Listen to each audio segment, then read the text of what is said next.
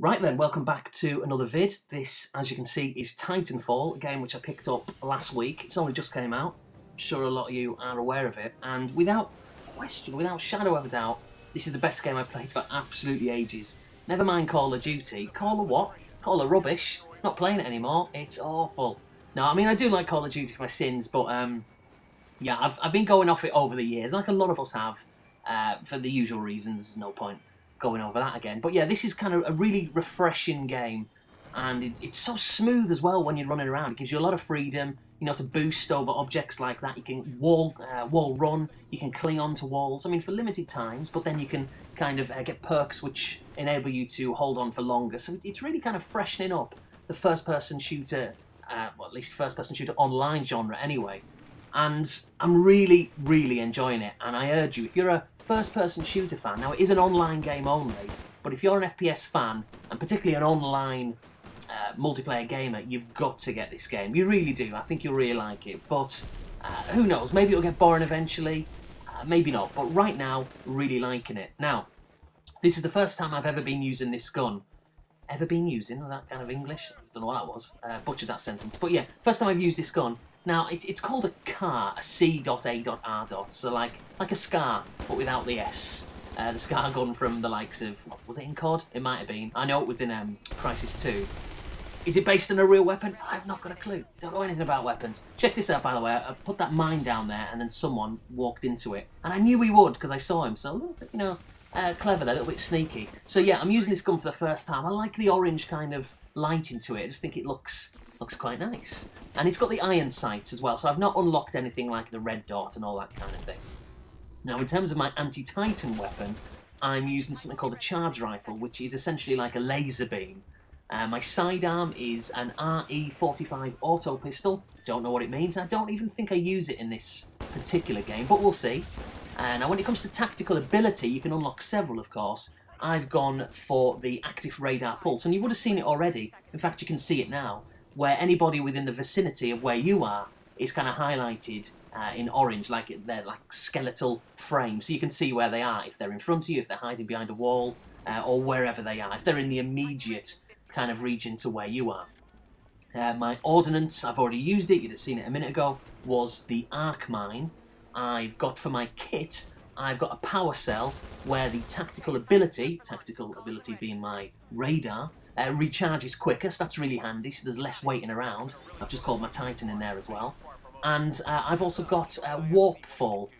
Now, I'm not really sure what warp fall is, but I'm going to guess. I mean, I'm looking at the wording here on the screen. It says, your Titan warps into battle. So I think, just looking from what just happened there, it automatically appears. So it warps into battle, as opposed to what it usually does, which is kind of appears from the sky, which takes an extra kind of 4 or 5 seconds, and then arrives on the ground for you to get into it. So maybe it's just a quicker way of getting your Titan and getting into it. Maybe that's what it is. If that's the case, is it handy? Well, I guess it kind of is somewhat, but maybe it's a bit of a waste of a perk, I'm not really sure. Check this bit out in a second, that's quite good. So my Titan was doomed, so I automatically ejected out of it, which was handy. And when you're automatically ejected out of your doomed Titan, if you've got this particular perk on, I hasten to add, then you're cloaked automatically, so you're kind of invisible to a degree. You can still kind of see someone if you pay attention, but just quickly to the naked eye. Like, check this guy out. He wasn't using his cloak, so I could see him just about to land. Unfortunately for him, he chooses to land where I was, and I just kind of followed him all the way and ended up shooting him. And then check this out. Now, this is a load of bots. They're pretty useless, although that really surprised me. I didn't really think they jumped around a lot like that, because they didn't do that in the beta. And I did a beta gameplay, if any of you guys saw that.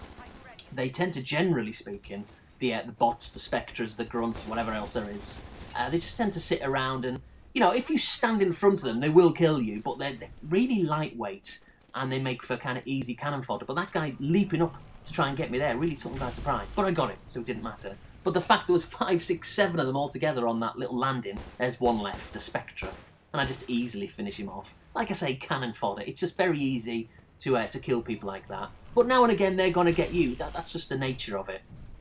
But speaking of the bots, essentially, it's something that I really, really like. Now, if you're the kind of player, particularly online, you know, you like... Oh, look at this. I was just kind of automatically spawn there. It's just a load of grunts, enemy bots that I'm killing, but it's nice to get them.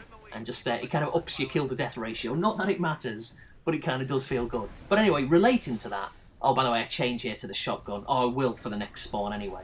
The tried and tested shotgun, it's just such a satisfying feeling when you get someone with it. They've really kind of nailed the feeling of using that weapon. But anyway, like I say, if you're an online gamer, or you want to get into it, you want to get into the likes of first-person shooter online games, but they may be too competitive for you.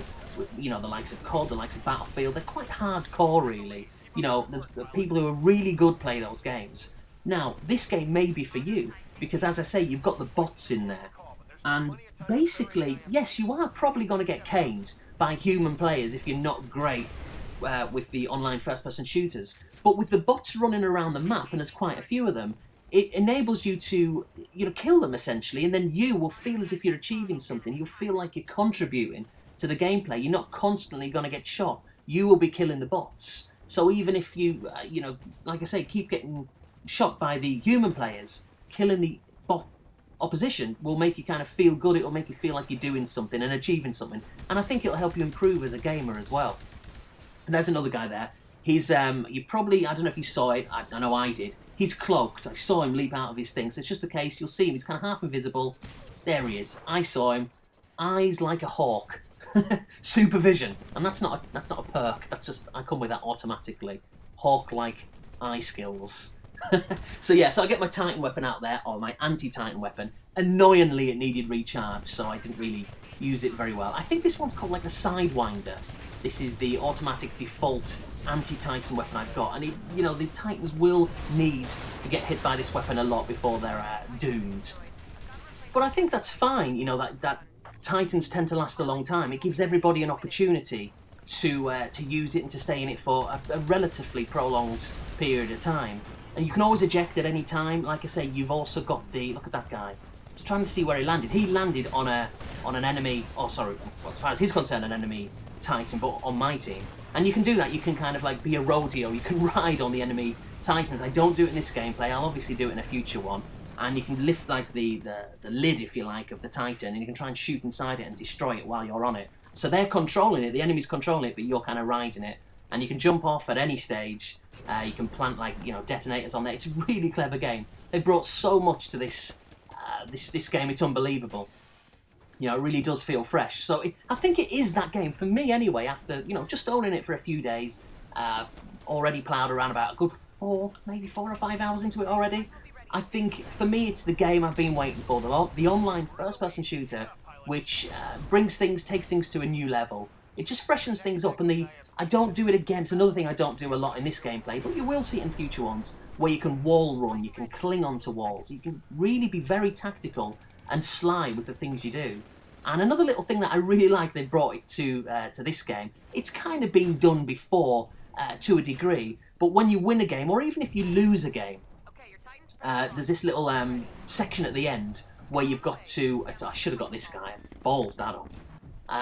But yeah, a little section of the game where once the main game finishes, whether you've won or whether you've lost, an extra mini-game kind of appears. Now, if you've been victorious, then what you've got to do is you've got to stop the enemy escaping, getting on their mothership, and that's what happens on this. There you see, so victory, the game's won, but it kind of carries on, and you'll see it in a second. So the objective of the enemy is to get to their mothership. You kind of give them one life. Now, if you kill people in this, or if you're killed during this extra mini-game, these don't count towards stats, so it doesn't really matter if, you know, statistics and kill-to-death ratios bother you, because these don't count. So that's their objective. You can see it on the top of the screen there. I'm getting closer and closer to it. The mothership's going to appear, and it's random. It's not always in the same place. It can be anywhere, which again, it kind of freshens things up a little bit.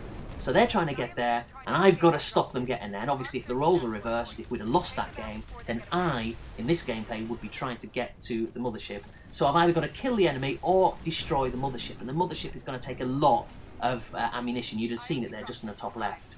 So I do get one of these guys in a second. I think I've got a hit marker there. I've got another one there. Now, this is weird. Usually, did I get one there? Was that 3? Maybe you said I missed him, but I definitely didn't. But check this out. There we go, another hit marker. What is going on? So switch to the pistol, I think for the second time, and eventually get him. So the game ends. There we are. It's going to end any second. We win the game. Top of the leaderboard, obviously. 11 pilot kills, 2 Titan kills, 26 minion kills. Minion kills obviously just being bots. And yeah, there we are. We won 250 to 30. So yeah, really liking it. More Titanfall gameplay to come. Thanks for watching. See you later.